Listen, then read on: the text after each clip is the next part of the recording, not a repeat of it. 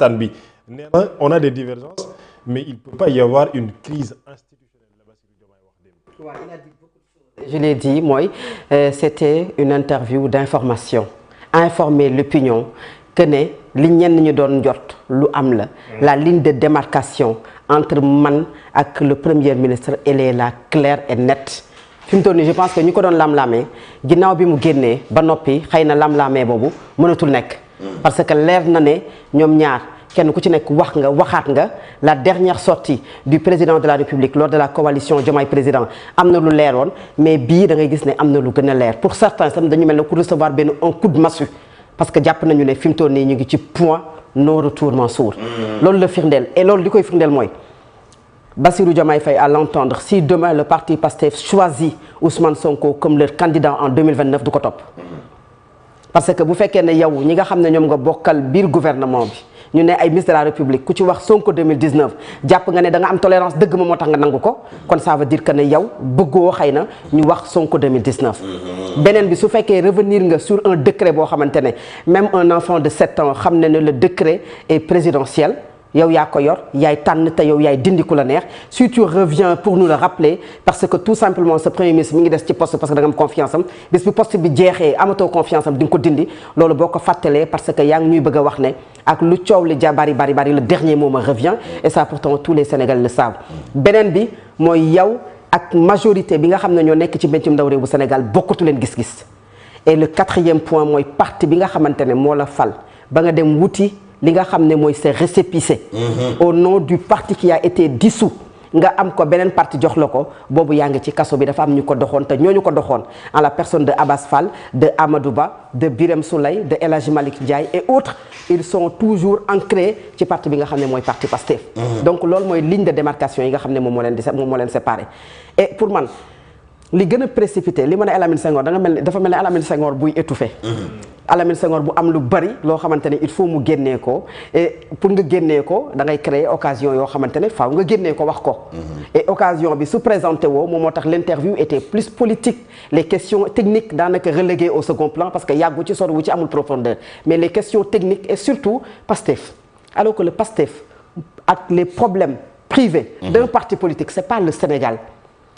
Le président face à la nation, le président en grande interview, on aurait bien aimé que le président dugg ci lu bari ci jafe-jafe yi nga xam ne askan wi dañu koy jànkoonte malheureusement dugg ci donc moo tax loo gis les unes des quotidiens ba ci démb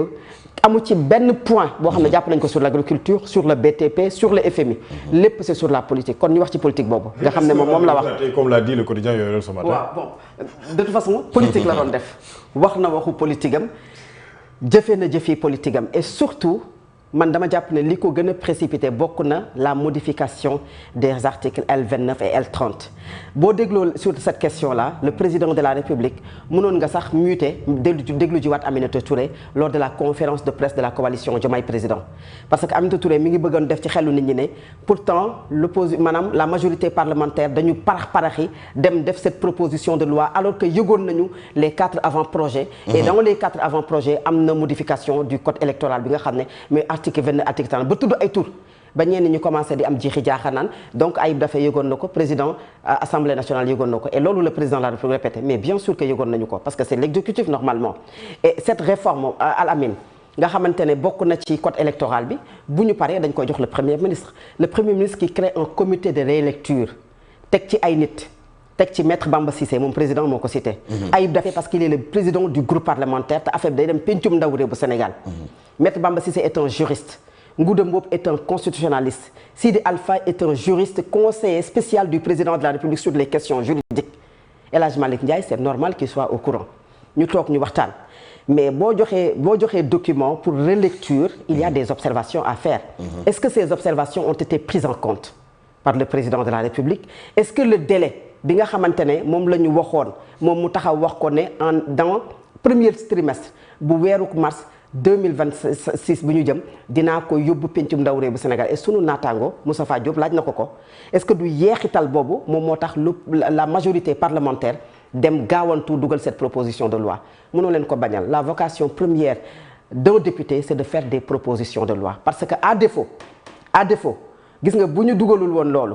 le président de la République certes génnee na ko et kañ la ko génnee un avant-projet très rapidement le 29 avril à la veille bi nga xamante ne député yi woote nañu pencum ndaw bu Sénégal pour voter proposition de loi boobu noonu mu génnee ko xam nga nit ñi wax nañu fi débat bi fii nii ci le timing parce que bu ñu yeggoon ba mois de juin dafay nekk 6 mois al amin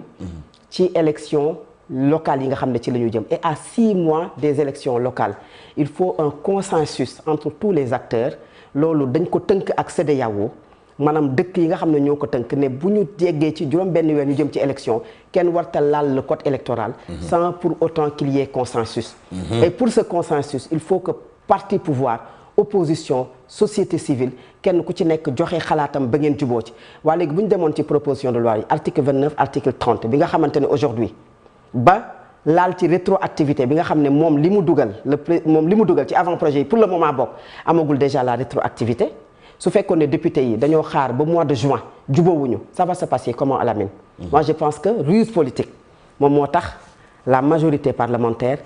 précipité wu dem defu ko te loolu dañ ko def parce que dañ ci am ndigalu Ousmane Sonko et ndigalu Ousmane Sonko boobu mën na indi Mansour lu gën a ñagasal diggante Ousmane Sonko ak Bassirou Diomaye Faye parce que yëg nga samay 4 avant projet say député dem nañu déposer une proposition de loi qui est plus précis parce que dans la proposition de loi député yi dañoo bëgg ne maanaam affaire bi dafay nekk loo xam ne ñëpp mën a bokk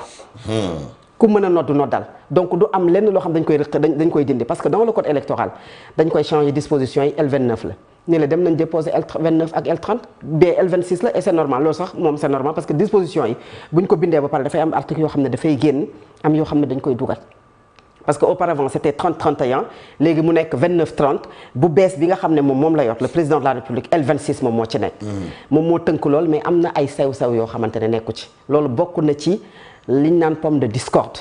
bi ma jàpp ne précipité na aujourd'hui cette interview bi nga xam ne moom amal na ko muy le président de la République muy doxalin bi beneen bi ñu ci mën a jàngat Mansour mooy on semble da ngay seet da ngay am gis-gis ne dañuy mel ne kuy brocarder le parti PASTEF et ouvrir grandement les bras à l'opposition à la société civile à la presse parce que durant ci discours bi du critique rek mooy parti PASTEF parti la boo xamante ne fi mu jëm baaxul au même moment question bi ñu laaj la ko ci opposition bi nga ubbil leen ay loxo la presse ñun moom dañuy kontaan bu ñu ubbilee ay loxo ubbil loxo la société civile mais le parti bi nga xam ne il s'est battu ñun ñuy toog ci ay plateau parce que nit nag li mu fekkee rek la mën a seede tout à fait muy des moments très difficiles aujourd'hui bu nekkoon Sénégal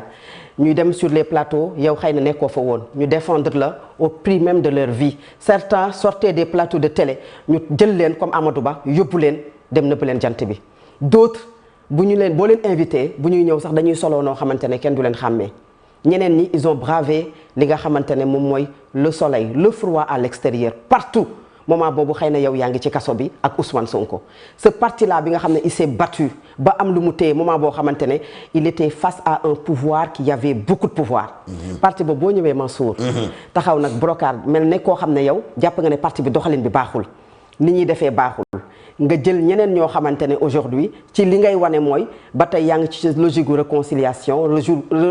maanaam logique gu ouverture alors que parti bi nga xam ne moom moo la faloon moom de plus en plus yaa ngi fermé wu ci moom dalay wan ne la ligne de démarcation bi ma doon wax c'est net le président de la République qui reçoit Amadou Makhtar Cissé c'est ça Makhtar Cissé Aminata Niane qui prépare centenaire d'Abdoulaye Wade ñi ngi wax c'est wóor am na wala amul loolu ñun sunu rôle la journaliste waruma sax wax ne am na wala amul Amadou Ba il a été reçu ou pas loolu ñun sunu rôle la ñu creuser ko moment boobu yow ñi bokk ak yow